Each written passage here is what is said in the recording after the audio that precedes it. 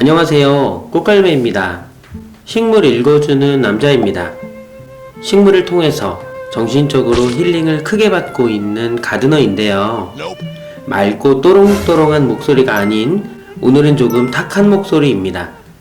몸 상태가 좋지는 않지만 저의 루틴으로 영상을 만들고 있는데요.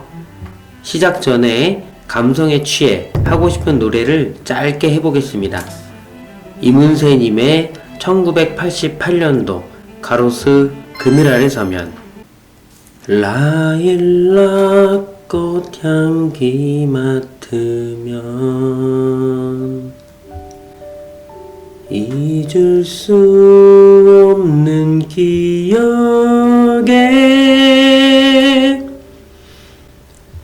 햇살 가득 눈부신 슬픔 안고 버스 창가에 기대우네.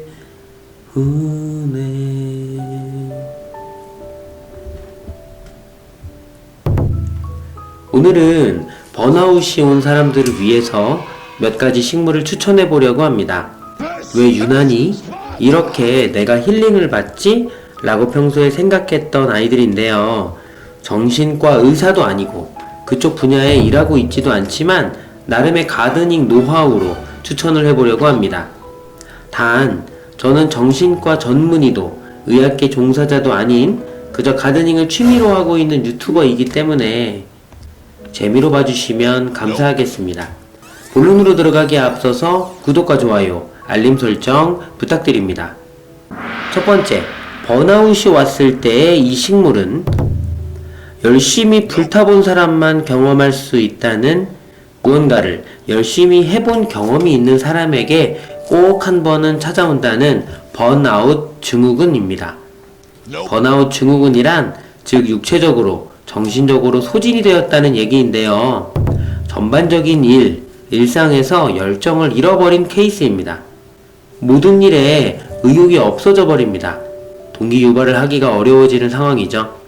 물론 처음부터 열정이 없었던 사람에게는 일어나지 않고 그렇게 얘기를 해주지도 않죠.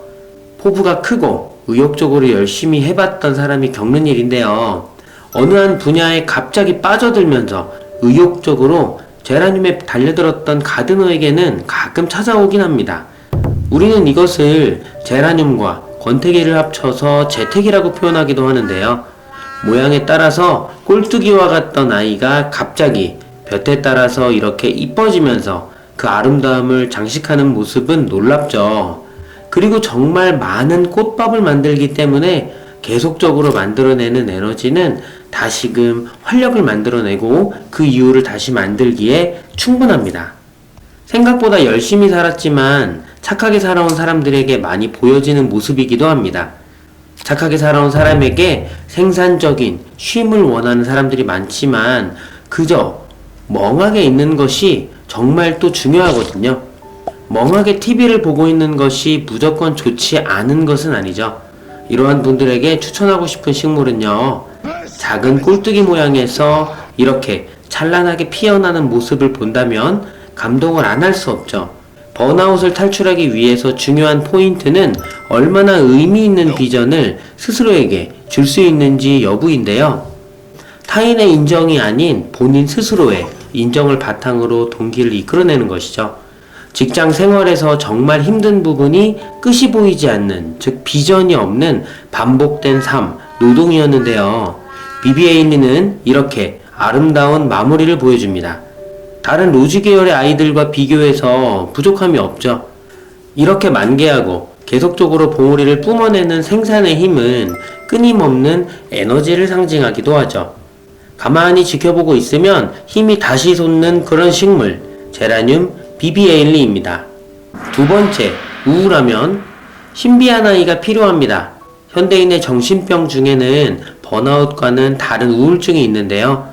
번아웃은 경험을 한 것 같지만 우울증은 아직인 저는 이것이 엄청 특별하다고 생각하지는 않습니다. 누구에게나 힘든 시간이 올 수 있거든요. 가까운 사람이 힘들게 하는 경우도 있고 떠나가는 경우도 있기 때문에 누구에게나 가능성은 있다고 생각이 됩니다. 식충 식물의 에셀리아나를 아시나요? 예전에 한참 전에 소개를 해드렸었는데요. 이 아이는 신비함을 가지고 있습니다. 오묘하게 빠져드는 초록색의 빛감이 너무나 매력적이거든요. 벌레를 잡아먹는 모습에서 충격을 받을 수도 있지만 대부분은 정말 큰 시원시원한 느낌을 받습니다. 벌레들로 베란다 가드닝에서 고통을 받고 있는 와중에 너무 기분이 좋은데요. 색감이 묘한 아름다움이 있는 요한나도 좋지만 이 색을 어떻게 낼까 하면서 스트레스를 받을 수도 있기 때문에 저는 에셀리아나를 골라주었습니다. 번식도 너무 잘 되기 때문에 무럭무럭 똑같이 생긴 아이들이 바글바글 있는 모습을 보면 묘하게 빠져들면서 편안해집니다. 정신 건강을 위한, 특히나 저에게 맑은 기분을 주는 아이는 에셀리아나입니다. 세상이 공허하다고 생각이 되는 타이밍에 이 신비한 에셀리아나 식충식물을 보면서 힐링하시면 좋을 듯 합니다. 식충식물에 붙어있는 뿌리파리는 덤인 개념인데요. 가끔은 꿈틀거리는 뿌리파리를 보면서 안쓰럽다는 생각을 하기도 하지만 세상은 약육강식이죠. 이것 또한 식충식물에게는 에너지의 근원이 되기 때문에 자연의 아름다운 섭리를 보면서 감탄을 하게 됩니다. 여기에 무한히 불어나는 번식력은 그저 꽃과 열매를 감탄하게 만들죠. 예쁜 초록의 아름다운 이 아이 에셀리아나는 저를 감탄하게 합니다. 이번 챕터의 주제는 신비로움입니다. 세 번째, 성공, 우울함. 아마도 현재 이 영상을 보고 계신 분들은 MZ세대가 아닌 경우가 많을 것 같은데요. 유튜브에서는 친절하게 성별과 연령대를 분석을 해주고 있습니다. 감사한 것은 장년층의 남성분들도 제 채널을 많이 보고 계신다는 것인데요. 나중에 이분들을 위한 가드닝 이야기도 만들면 어떨까 구상을 하고 있습니다.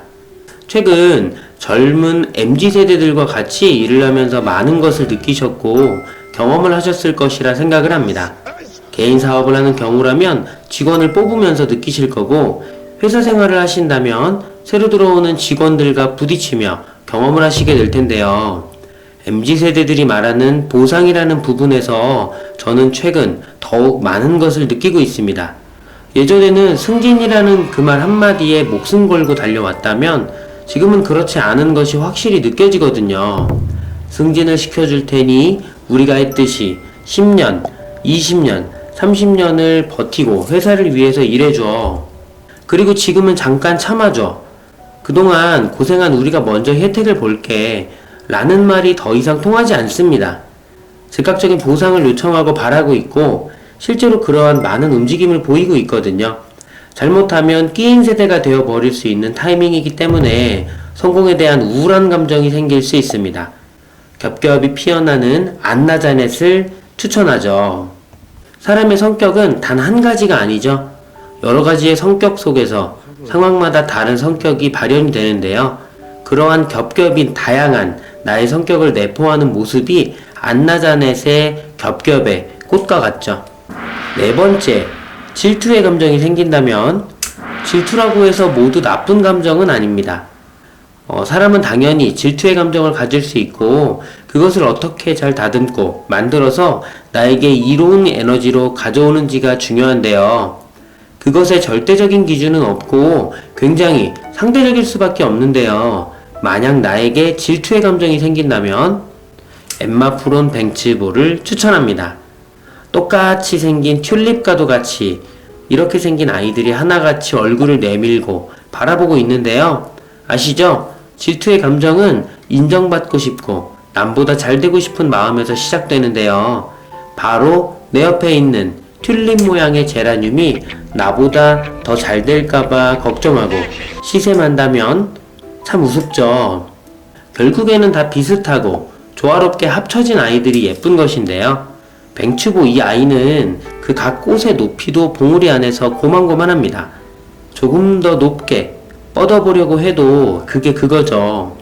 곱디 고운 빛깔에 살짝 분홍이 여린 모습이지만 모두 경쟁하며 시기하지만 결국에는 다 똑같은 모습이죠. 여기까지 4가지 감정에 따라 추천하는 식물을 살펴보았는데요. 마음을 잘 추스리는 멋진 가드너가 되기 위해 오늘도 달려가는 꽃과 열매가 되겠습니다. 영상이 유익하거나 좋았다면 좋아요를, 싫었다면 싫어요를 부탁드립니다.